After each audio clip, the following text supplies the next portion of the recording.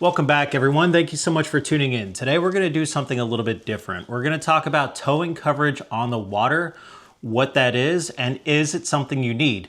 And then we're going to look at the different options that boaters have available to them. Before we get into the video, I do want to say that these are just my opinions. They are my honest opinions, but they are just how I feel.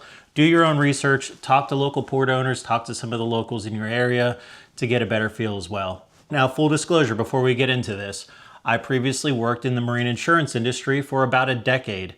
I gained a lot of experience working in the marine insurance industry, dealing with boat claims and boat towing.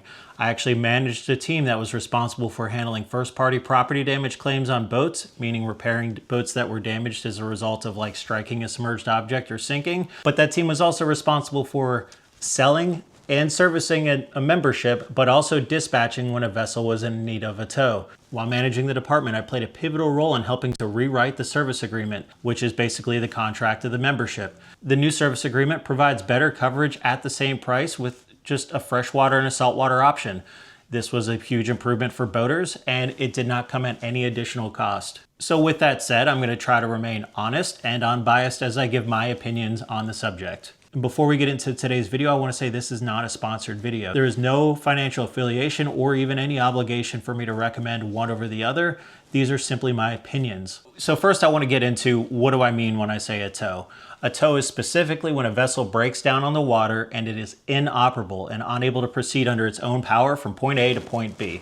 Most importantly, a tow is not salvage, which we'll get into in a minute, and it is not an emergency response service. If you're having an emergency on the water, use channel 16 on your VHF or call 911. Don't call your insurance and don't call a towing membership. Now, when I say the word salvage, what do I mean? Well, when a vessel is considered to be in imminent peril and it needs recovered, that's a salvage. That's a completely different subject that would fall under insurance, not a towing membership. It's very important to have insurance for that because it is very, very expensive, but it is not the same as towing. And when I say imminent perils for vessels, I mean things like sinking or the vessels run hard aground, not just breaking down on the water. All right, so when we get into the do you need it question, we need to look at how do towers bill. Well, typically they bill from the time they leave their dock to the time they get to your vessel, the amount of time it takes to hitch up and tow your vessel to safety, and then their time back to their dock again. This means that it might take them an hour to get there, 3 hours to complete the tow, and an hour to get back to their home dock, meaning the total tow time was 5 hours. Most towers are going to charge somewhere between $250 and $450 an hour, depending on the area, and that puts the average cost of the tow over $850. So in my opinion, I think the cost alone makes the answer pretty simple. Do you need towing coverage? Yes, you do. I think it's important to remember that even new boats can break down. They can have electrical issues that can affect both engines. It's not necessarily something that you want to risk. Now, what options do you have as a consumer? Well, there's two major companies in the industry, TowBoatUS and SeaTow. Now, on the surface, they provide similar coverage. They're priced in about the same price range, and they have ports throughout the United States. Now, with that said, there are differences. They're different companies, and they're managed differently. The pay structure for the towing ports are different. So let's get into some of those breakdowns. Okay, first up, the red guys, TowBoatUS. They offer two different membership levels, a freshwater membership for $130 a year and a saltwater membership for $215 a year. Overall, they offer similar coverage, except the freshwater is specific to freshwater, being lakes and rivers that aren't immediately on the coast. In contrast, SeaTow has two levels of coverage, a $169 a year lake card and a $269 gold card that extends to saltwater, making TowBoatUS the better value between the two, just looking at price so far. Both service agreements offer coverage for any boat you own, rent, or charter, with TowBoatUS extending it to any boat you borrow as long as the owner is not on board. So the own, rent, or charter is a pretty big deal. If you own the vessel and somebody in your family or a friend takes it out and they break down, there's coverage for that vessel. If you rent or charter a vessel, then you also have coverage. With TowBoatUS extending it to any boat you borrow, if you're on a friend or family member's boat and they're not on board, you have coverage for that tow as well. This gives you a lot of added peace of mind, and it also extends to multiple vessels. So if you have a couple different boats or you have multiple jet skis, the towing coverage becomes an even better value. Now, one other thing that's important to note is both companies offer dock-to-dock tows. That is specifically when your vessel breaks down at the dock and needs a tow to a repair facility for the purpose of repairs. It's not meant for, you have to have the boat winterized, or you need to do some spring prep or an oil change like routine maintenance. It's meant for actual breakdowns that render the boat inoperable. Now, if you keep your boat at a dock, mooring, or marina, there's a lot of peace of mind that comes with that. If one day you go to start up your boat and the engine won't crank, well, you have an option to get it to a repair facility. Now, one other thing that you really need to look at before you go ahead and pull the trigger is both companies have a service locator tool. This helps you as the customer determine if they have boats in the areas that you live and intend to operate your vessel. You always want to look at that before moving forward because you don't want to find yourself in a situation relying on a third-party company. Now that we've looked at some of the similarities, let's talk about some of the differences. TowBoatUS has a larger fleet. This means they have more boats at more locations throughout the United States.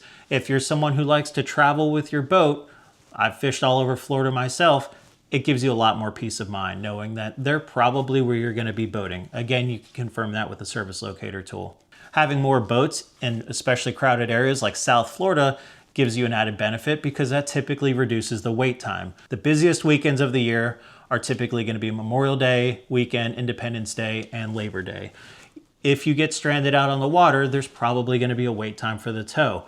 Having more vessels helps reduce that wait time. Now, I think the pay structure difference is important. I think SeaTow thinks it's important, but I'm not sure I agree with them on their distinction and how that benefits the customer. The ports are not owned by SeaTow and they're not owned by TowBoatUS. They're independent companies that have contracts with these companies to service the members. SeaTow port owners are paid by the number of memberships in their area. So when you buy and retain a membership, that local port receives a portion of that money. In contrast, TowBoatUS port owners are paid for actual tows, meaning that unless they're the ones selling you the membership directly, they're probably not receiving any financial gain for that direct purchase. Instead, they're paid for towing by the hour.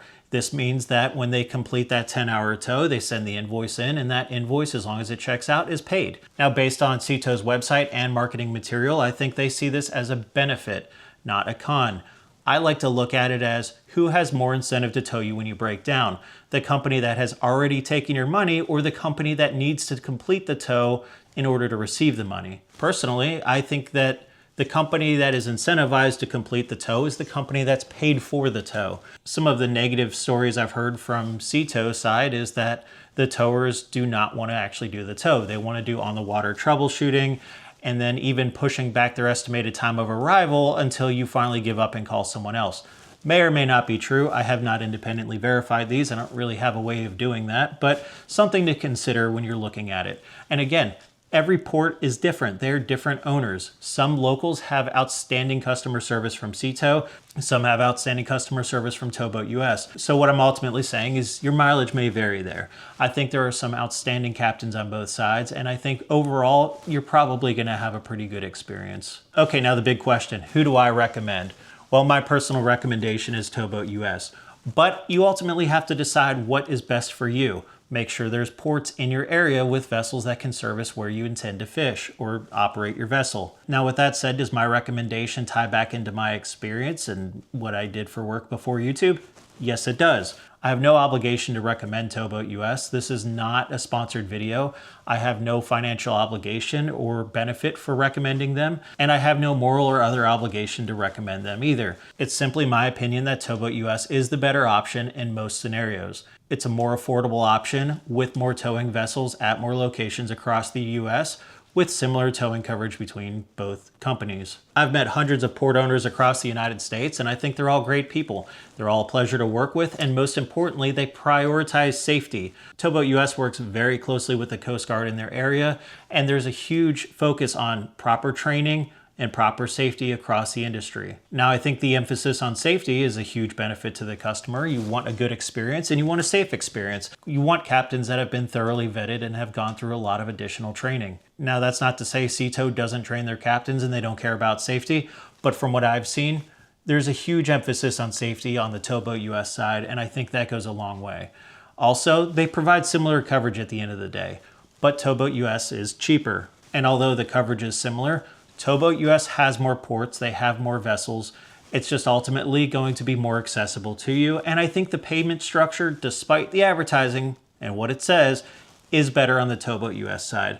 Again, because I want a captain who is incentivized to complete the tow. Now, again, the question of do you need it? Yes, I think everyone needs some form of towing coverage if they plan to operate their vessel on the water. With that said, there are some other options that are typically available through insurance.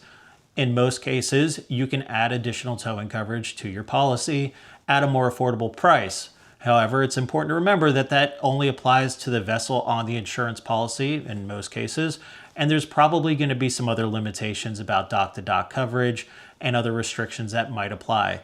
If you have a single vessel, it may be a good option for you, but if you have multiple vessels, you plan on using other vessels that you own, borrow, rent, or charter, or maybe you just want the added peace of mind knowing that you have a dedicated membership that's specific for towing, and when you call in, you're going to get people who understand the needs, I think that the membership is probably worth it in those cases. With that said, if you have a trailer or you intend to trailer your boat, get the roadside coverage as well. With both companies, I think it's like 15 bucks. It's cheap and it covers tows, I believe, up to 100 miles. It's well worth it. Boat trailers, you know, they're going to run into problems eventually with the bearings and with the brakes, axles, things like that. Having that peace of mind can go a long way. And it is a pain in the ass finding a towing company that can handle a boat.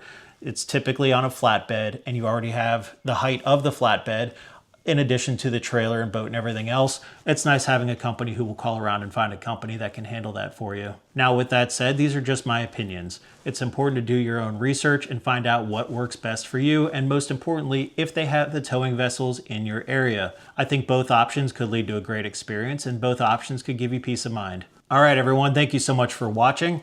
I know this is a different format than what you're used to seeing, and there's no body camera footage, but we're mixing things up a little bit. If you're looking for fish and wildlife content specifically, head over to our other channel where we have hundreds of body camera footage featuring interactions with game wardens across the United States.